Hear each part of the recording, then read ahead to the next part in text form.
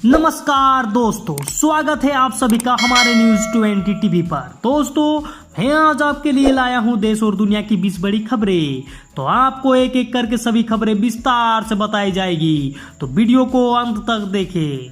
तो चलिए शुरुआत करते हैं दोस्तों आज की पहली खबर के साथ। दोस्तों, आज की पहली खबर पाकिस्तान से है। दोस्तों, अलकायदा का एक बहुत बड़ा बयान सामने आया है। दोस्तों, अलकायदा ने कहा है घाटी में बढ़ेगा आतंक। तालिबान से बोला अलकायदा अब कश्मीर को भी इस्लाम के दुश्मनों से कराना है आजाद। आपको बताते चलो कि अमेरिका में हुए 9/11 आतंकी हमले के जिम्मेदार खूंखार दहशतगर्द संगठन अलकायदा ने तालिबान को अफगानिस्तान पर राज जमाने की मुबारकबाद दी है।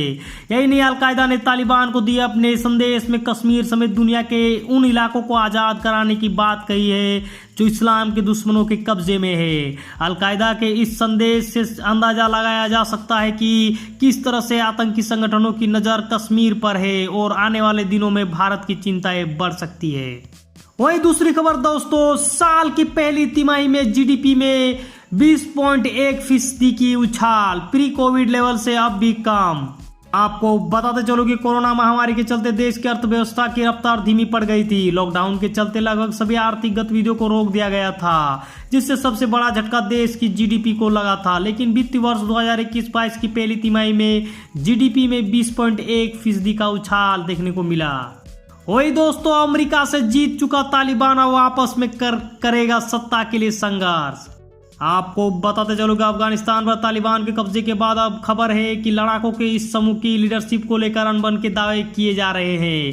तालिबान के कब्जे के बाद भी मौलवी हिब्बतुल्लाह अंखुंद ज्यादा कहीं नजर नहीं आ रहे। तालिबान ने कहा कि वो कंधार में अन्य नेताओं के साथ बैठक कर रहे हैं, लेकिन इस बैठक से जुड़ी 1 सालों पुरानी तस्वीर सोशल मीडिया पर वायरल हो रही है। वही दोस्तों, गाजियाबाद से खबर है। गाजियाबाद में बड़ा हादसा, करंट की चपेट में आने से 3 बच्चों समेत 5 की मौत। आपको बताते चलो कि उत्तर प्रदेश के गाजियाबाद जिले में बड़ा हादसा हुआ है। करंट की चपेट में आने से 5 लोगों की मौत हो गई है।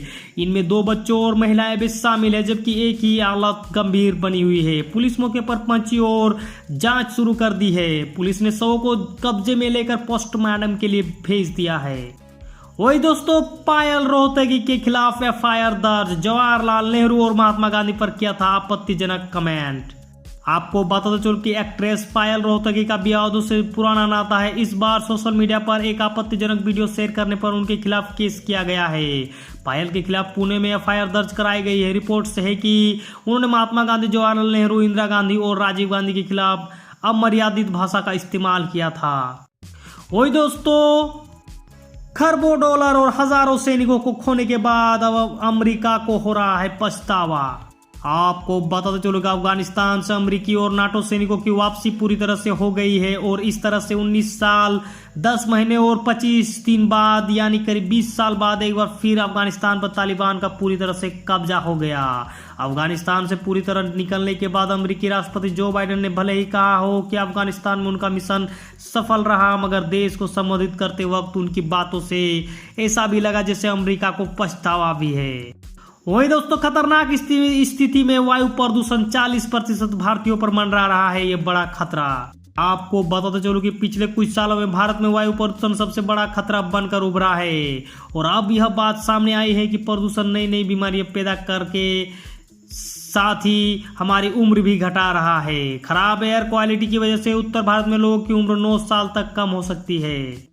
वही दोस्तों, बच्चों के साथ अकेले दिल्ली आना नहीं है सेफ। ईडी के सामने आज पेश नहीं होगी ममता बनर्जी की बहू रुजिरा।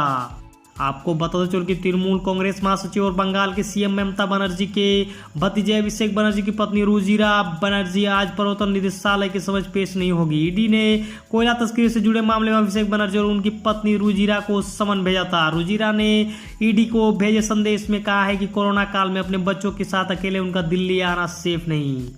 वही दोस्तों, no vaccine no pension ration, जिला प्रशासन के ऐलान के बाद सरकार ने झाड़ा पल्ला। आपको बताते चलो कि कर्नाटक के चामराजनगर में जिला प्रशासन के विवादित फैसले पर हंगामा खड़ा हो गया है। प्रशासन के नए फरमान में कहा गया है कि जिन जिन लोगों ने वैक्सीन नहीं लिया है उन्हें पेंशन और राशन का लाभ नहीं मिलेगा। हालांकि जिला प्रशासन की इस फैसले से अब कर्नाटक सरकार ने दूरी बना ली है। दरअसल चामराजनगर के डिप्टी कमिश्नर MR रवि ने हाल ही में कहा था कि BPL के लाभुकों और पेंशन कार्ड धारकों को इस स्कीम का लाभ लेने के लिए जरूरी है कि वो वैक्सीन ले। वही दोस्तों रोहतक से खबर है दोस्तों, 4 हत्याओं की गुत्थी सुलझी, इकलौता बेटा ही निकला माँ बाप बहन और नानी का कातिल। आपको बताते चलो कि रोहतक के विजयनगर में एक परिवार के 4 सदस्यों की हत्या मामले में पुलिस अधीक्षक राहुल शर्मा ने बड़ा खुलासा किया है।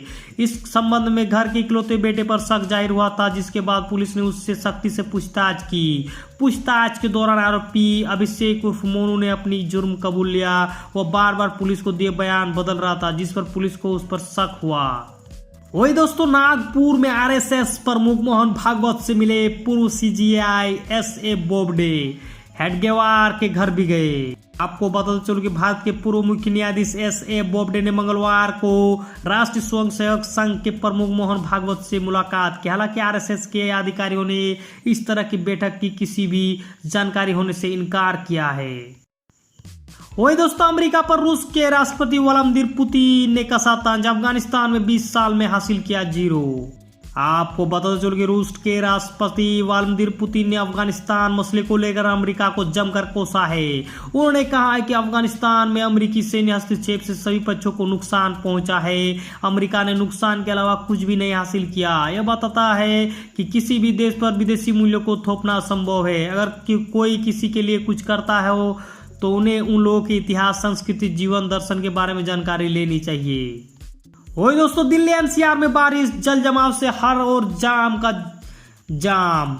तस्वीरों में देखे गए बहुत सारे लोग फंसे हुए हैं।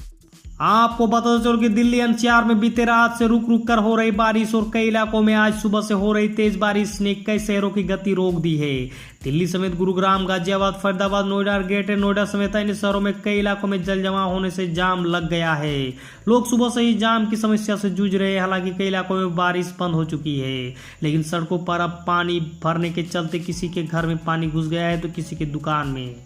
वही दोस्तों C.12 कोरोना के इस नए रूप से सहमी दुनिया, फिर एक्सपर्ट बोले घबराने की बात नहीं। आपको बता चलो कि कुछ दिन पहले साउथ अफ्रीकन रिसर्चर्स ने कोविड देने वाले वायरस के नए वेरिएंट C.12 को लेकर चेतावनी दी। अभी इसके ग्रीक अल्फाबेट्स के आधार पर कोई काम नहीं दिया गया है, मगर जेनेटिकली यह बीटा परिवार का ही हिस्सा लगता है। मई में लिए गए कुछ सैंपल्स में C.12 मिला था, लेकिन जुलाई में साउथ अफ्रीका से जितने केस आए उनमें से करीब 2% इसी वेरिएंट के थे।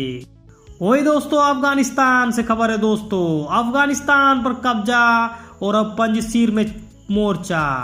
आपको बताते चलो कि दोस्तों तालिबान ने अफगानिस्तान पर कब्जा कर लिया है। इसके साथ ही पंजशीर में दोस्तों मोर्चा संभाले हुए है।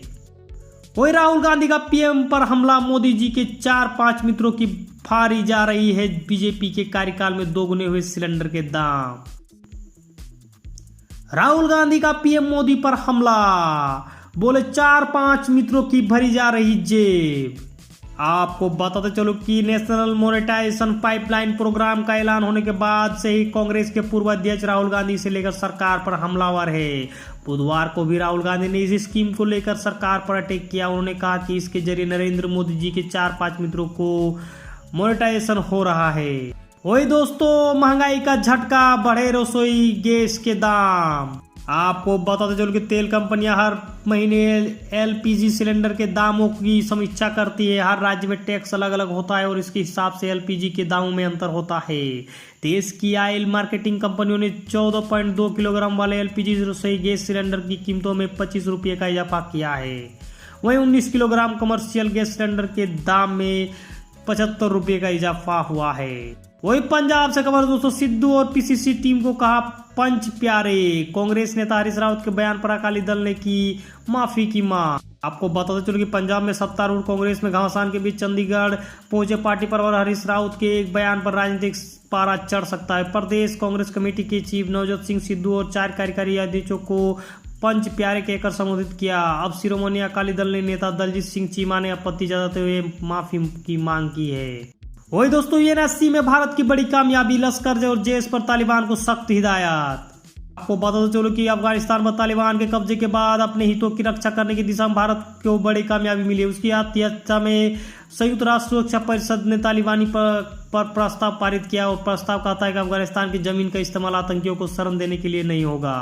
वही कश्मीर को लेकर आया तालिबान का बयान, पाकिस्तान को लगा तगड़ा झटका। आपको बताते चलो कि दोस्तों तालिबान ने अमेरिकी सैनिकों की वापसी के बाद अफगानिस्तान पर अब पूरी तरह से कब्जा कर लिया है। इस बीच पाकिस्तान तालिबान को भारत के खिलाफ उकसाने में लगा है और वह कश्मीर को लेकर साजिश रचने की कोशिश कर रहा है। लेकिन तालिबान ने पाकिस्तान की नापाक उम्मीदों को बड़ा झटका दिया है और साफ किया है कि वह कश्मीर मुद्दे पर किसी तरह का दखल नहीं देगा। तो दोस्तों आज के लिए बस इतना है। दोस्तों अगर हमारी वीडियो आपको पसंद आए तो वीडियो को लाइक करें, शेयर करें और सब्सक्राइब करें दोस्तों। इस तरह का डेली न्यूज अपडेट पाने के लिए बेल आइकन को दबाना ना भूलें। नमस्कार, आदाब, सत श्री अकाल, जय हिंद, जय भारत।